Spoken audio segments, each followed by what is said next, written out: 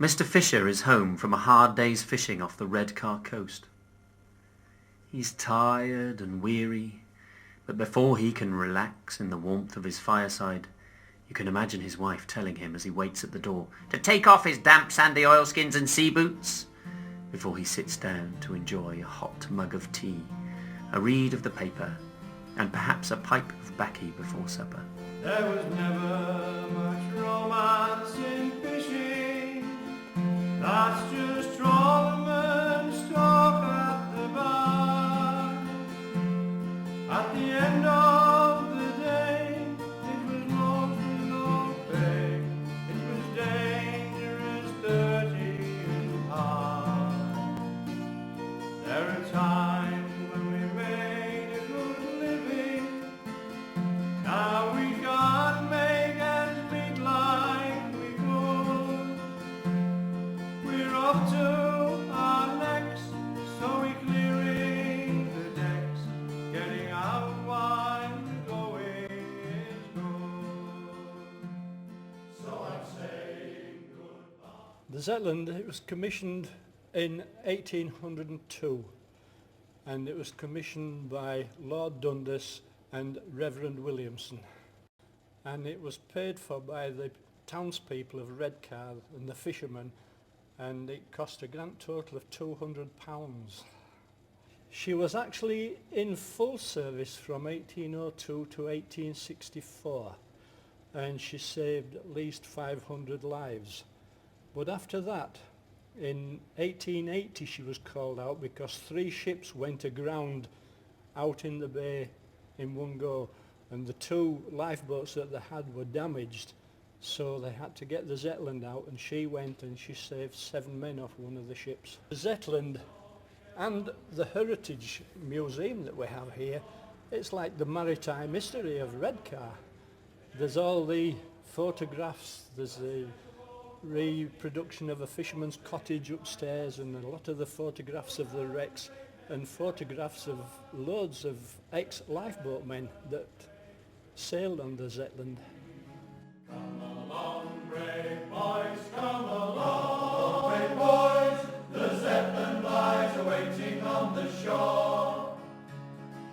Bring the carriage horses to launch her into hell. Then pull with all your might, upon the oar. God bless the Redcar station, the fishermen and wives, the Zetland and her crewmen who saved 500 lives. For many years she served this brave and gallant boat. She answered to the drummer's call and kept our lads afloat. She's a 30-foot double-ender. There was generally 13 crewmen on board, although in heavy seas the oars could be doubled up. There was 5 oars either side. There was a bowman, and not having a rudder, there was a man at the back just with a long sweep, which in actual fact would direct the boat. She's an oak-built boat, which is built on the lines of a Norwegian clinker-built boat, and it was certainly the forerunner of all the lifeboats on this coast. There was 31 built by Henry Greathead. This was number 11. It's the only remaining one. The boat itself was, when it came to Redcar, was purely and simply called Lifeboat. There was never another name for it. It was a new invention. It wasn't until 32 years later that the first Lord Zetland was given the title in the area. The local people decided to christen the boat the Zetland. The National Ships Register has a registry of 1,000 notable boats throughout the country. Had it been a building and it had been the National Trust, it would have been a Grade 1 listed building. Well, I don't mind the back-breaking labour, don't mind the weeks out from home, don't expect catches when you can't close your hatches. I know that the old days have gone. I'm sick of the scrimping and saving,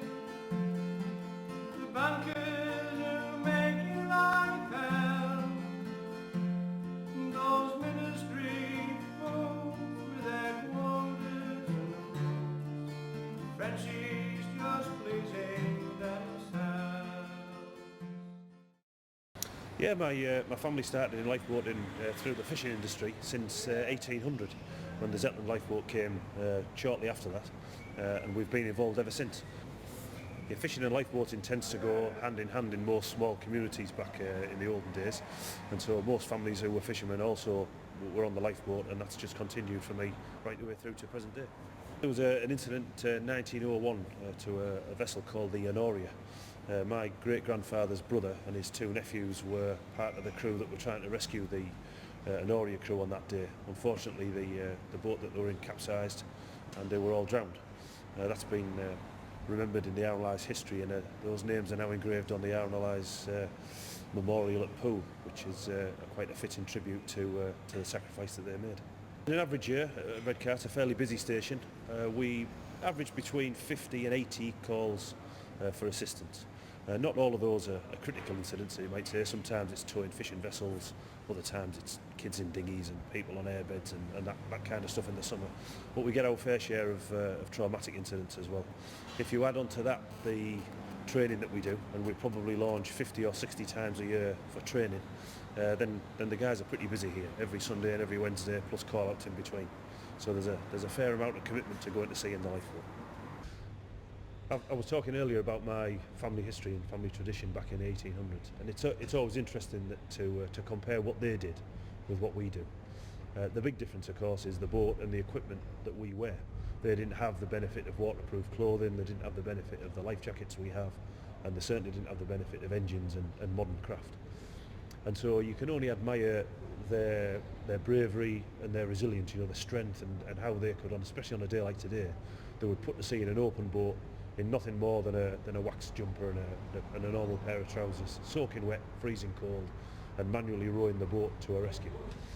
You know, that's just an outstanding feat that they managed to do.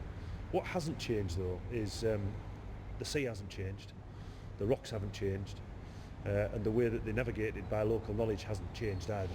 And so those skills that they had in order to get from A to B and get back again are just the same as the ones we've got now. I always say that the personal qualities you need to be a lifeboatman haven't changed. What's changed is the way that we do it. 10,000 barrels of whiskey from Dundee, waiting for us to take across the sea, to the brave fighting men who serve us so well, fighting to crack the Liberty Bell. I did enjoy a lot of years volunteering on the boat in the local area, but as time's moved on, I really enjoy the pleasure of driving such an amazing vehicle. Really, I think for us it's quite amazing when you look back at what guys were prepared to do 100 years ago, and when you think about it now, it just, what we do is so much different with all the technology we've got, and I couldn't imagine doing it. Couldn't imagine it. Pick up your arms, we'll follow the call. Sail on the tide, always sail on the tide. All pull together and hoist the mainsail high. Bound for Gibraltar and the ocean wide. All pull together, we sail on the tide. We'll put into Boston for a cup of tea, then off to England and a girl that's there for me. And when we're bored with life on the shore, it's all off again to Gibraltar once more. Sail on the tide, always sail on the tide. All pull together and hoist the mainsail high. Bound for Gibraltar and then the ocean wide. All pull together, we sail on the tide.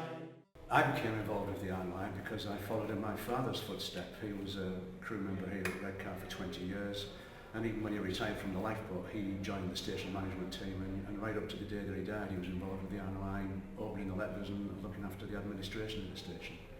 We follow very proudly in the footsteps of the crew of the Zetland lifeboat. 200 years ago, all they had was huge, courageous hearts and very strong muscles, and they did everything with their own spirit and their own bodies. We've got it relatively easy. We've got the best of equipment, the best of training. We've got fantastic facilities now compared to what those guys had, and we take our hats off to those guys every time we think about how the Zetland did perform out there in the North Sea. The RLI is a charity, and every year it becomes much more hard to raise the funds that we need to fund our work. The real heroes of the RLI are the fundraisers, the people that stand on the street corner and raise money to keep us in operation. If you're interested in joining the RLI as a lifeboat crew member or as a shore crew member, call into the lifeboat station on a Sunday morning, we'll have a talk to you and we'll see where we go from there.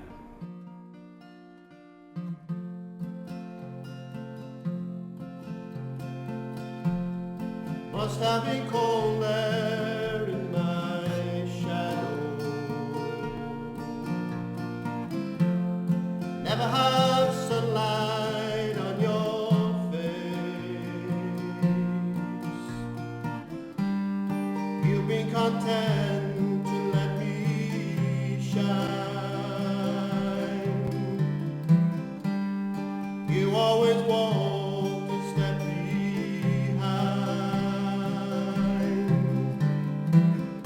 Did you ever know that you're my hero? Everything I'd like to be.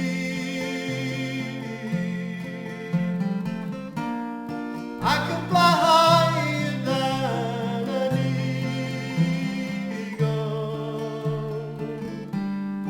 You are the wind beneath my wings. You are the wind beneath my wings. You are the wind beneath